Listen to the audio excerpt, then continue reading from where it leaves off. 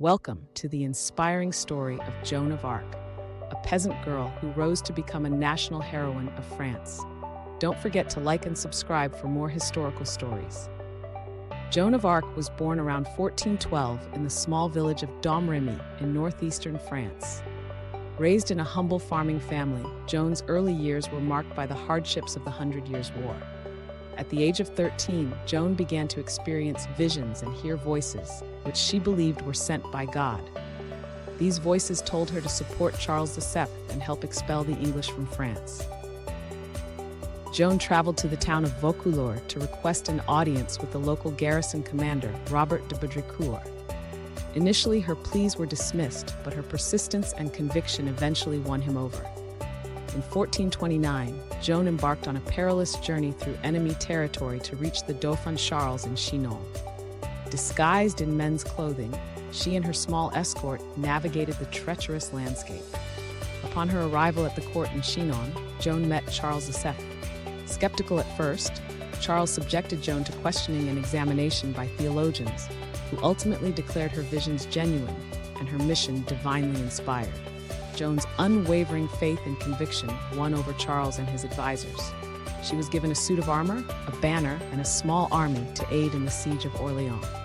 On April 29, 1429, Joan arrived at the besieged city of Orléans. Her presence and leadership inspired the French troops and lifted their spirits. Under Joan's guidance, the French launched a series of successful attacks against the English fortifications. Her bravery and tactical insights proved crucial in turning the tide of the siege.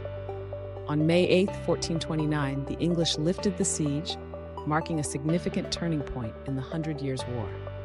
Joan's role in the victory earned her the title Maid of Orléans. With Orléans liberated, Joan urged Charles to march to Reims, the traditional site of French coronations. Despite initial reluctance, Charles agreed, and Joan led the army on the march. Joan and the French army encountered little resistance on their way to Reims, as many towns and cities opened their gates to the advancing forces, inspired by Joan's victories. On July 17, 1429, Charles VII was crowned King of France in Reims Cathedral, with Joan of Arc standing proudly at his side. This moment solidified Joan's place in history. After the coronation, Joan continued to lead French forces in several military campaigns, aiming to secure more territories from English control. In September 1429, Joan led an assault on Paris, but the attack was unsuccessful. She was wounded, and the French forces were forced to retreat. Despite her military achievements, Joan faced increasing opposition from some of Charles's advisors, who viewed her influence as a threat to their power.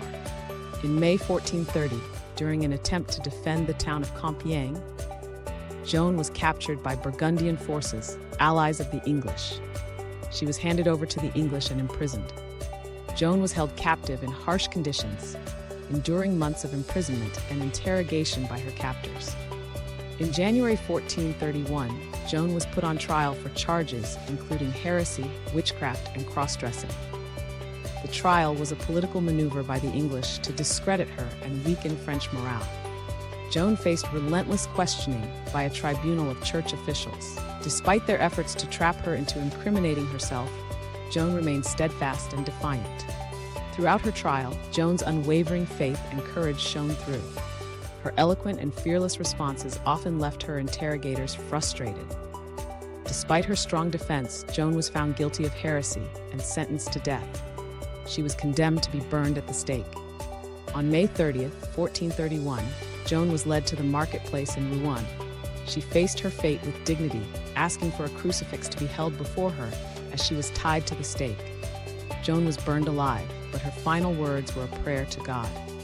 Her death was a tragic end to a short but impactful life. Joan's execution did not achieve the English goal of demoralizing the French. Instead, she became a symbol of resistance and inspiration. Years after her death, the Catholic Church conducted a posthumous retrial. In 1456, Joan was declared innocent and a martyr, restoring her reputation. Joan of Arc's legacy endured through the centuries. She became a national symbol of France, representing courage, faith, and the fight for justice. In 1920, nearly 500 years after her death, Joan was canonized as a saint by the Catholic Church, solidifying her place as a spiritual icon. Joan's story has inspired countless works of art, literature, and film, ensuring that her legend continues to captivate and inspire people around the world. Joan of Arc's life is a testament to the power of faith and the human spirit. Thank you for joining us on this journey through history. Don't forget to like, subscribe, and share this video to keep her story alive. Thank you for watching and supporting our channel. Your engagement helps us bring more stories from history to life.